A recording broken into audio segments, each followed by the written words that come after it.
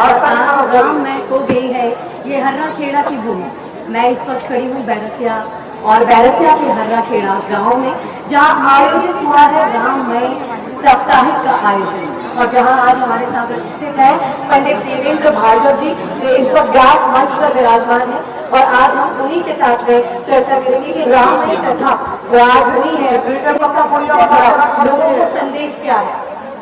गुरु जी, साप्ताहिक कार्यक्रम आज समाप्त हुआ, श्री राममय हो गई ये हर्रा खेड़ा की भूमि, और आज आपने राममय कर दिया सबको। साप्ताहिक कार्यक्रम के आयोजन के माध्यम लोगों के अंदर क्या संदेश होना चाहिए, वो देश कहता है कि साप्ताहिक कार्यक्रम आज देश के हर कोने कोने में होना चाहिए। आज नई जनरेशन, नया जमाना, नए लोग और नई विचारधारा का इन 10 से 15 वर्ष के अंदर कुछ प्रवेश हुआ है, और आज की नई युवा पीढ़ी नशा, व्यसन, आलस, प्रमाद, मोबाइल और सोशल मीडिया से पीछा छूटना नहीं चाहती है। आज घर घर में राम की आवश्यकता इसलिए है, राम ईश्वर के साथ साथ में विशुद्ध मानव है। राम एक चरित्र है। राम एक अच्छे पुत्र हैं, राम अच्छे पिता हैं, राम अच्छे पति हैं, राम अच्छे पुत्र हैं, और राम अच्छे मित्र भी हैं। हमें राम कथा या भागवत कथा के माध्यम से संदेश मिलता है कि हमारा जीवन राममय तो हो ही, हम राम की वाणी, राम का संकीर्तन तो कर ही रहे हैं, लेकिन राम के आचरणों पर चलना आज का सबसे बड़ा चैलेंज है इस आधुनिक दुनिया में।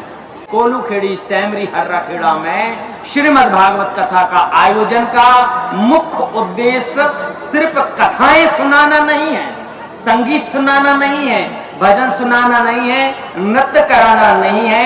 उद्देश्य सिर्फ इतना है, हमारा जो मार्ग भटक रहा है वो मार्ग से हम भटक रहे हैं। हम सनातन पर चलें, हम राम के आचरणों पर चलें। हमारे परिवार में जो हमारे पिता हैं वो दशरथ हैं, दशरथ की तरह पिता की सेवा करें, कौशल्या की तरह माँ की सेवा करें, और पत्नी को लक्ष्मी का स्वरूप माने, हमारी बहन को बहन का स्वरूप माने, भाई को भाई का स्वरूप माने। लेकिन मेरे घर में जो मेरी धर्म पत्नी है वो लक्ष्मी है, मेरे घर में जो मेरा भाई है वो लक्ष्मण है, मेरे पिता जो हैं वो दशरथ हैं, मेरी माता कौशल्या है। ये कहने में अच्छी लगती हैं बातें, लेकिन जीवन में उतरती नहीं है। इस उतारने के लिए ही 7 दिन से यहाँ श्रीमद् भागवत कथा का प्रोग्राम है।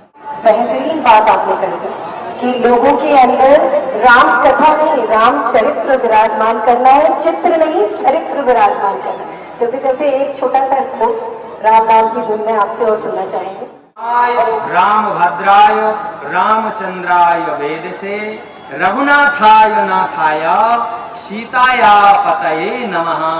आज केंद्र सरकार, राज्य सरकार सनातन को उन्नति प्रदान कर रही है, सनातन की उत्तरोत्तर वृद्धि कर रही है। हम सब सौभाग्यशाली हैं कि अयोध्या में राम मंदिर विराज करके सरकार एक कहना चाह रही है, आप दर्शन भले ही राम के मत करो, लेकिन अपने हृदय में राम के आचरण रख लो। वही राम कथा है, वही कृष्ण कथा है। सबसे पहले तो इतना बड़ा आयोजन मुझे लगता है इस बैरसिया के क्षेत्र में ही पहली बार देखा गया।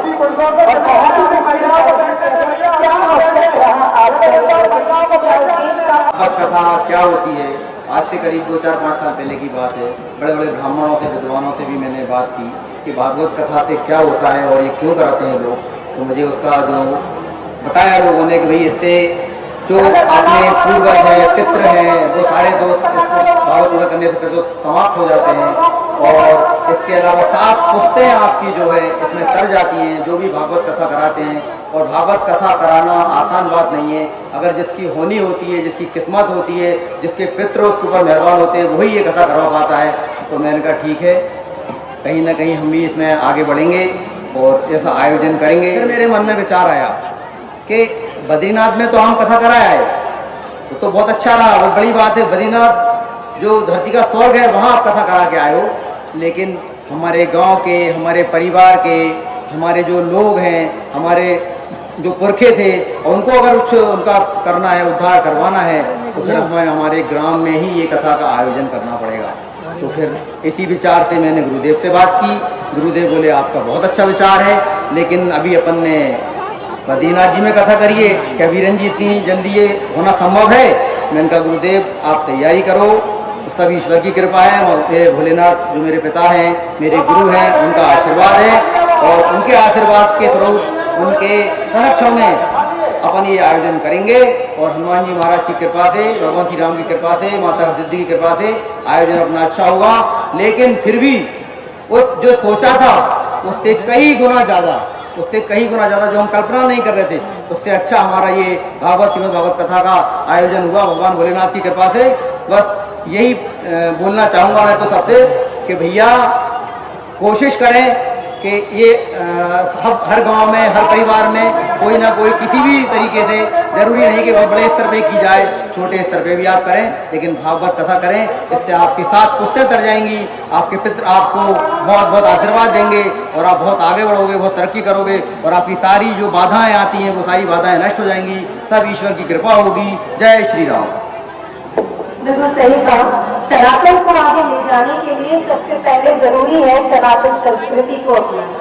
और जहाँ पर आज हम ये सीख रहे हैं कि अगर हम अपने घर परिवार को ले जाकर तीर्थ धाम कर सकते हैं, और हमारे आसपास के लोग अगर तीर्थ धाम नहीं कर पाते हैं, तो हमारा ये उद्देश्य होना चाहिए कि उन तक ये तीर्थ धाम और ये व्रत कथाएं उन तक पहुँचाई जाए। इसी उद्देश्य के साथ वीरेंद्र सिंह दागी जी ने यहाँ पर कथा का आयोजन किया, जिसमें देवेंद्र शास्त्री जी जो यहाँ पर उपस्थित रहे, और उन्होंने इस व्यासपीठ पर बैठकर इस रामलीला की अद्भुत कथा का बखान किया।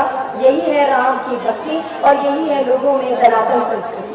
इसी के साथ मैं प्रियंका वर्मा भोपाल एक बार जोर से बोलेंगे जय श्री राम। जय श्री राम।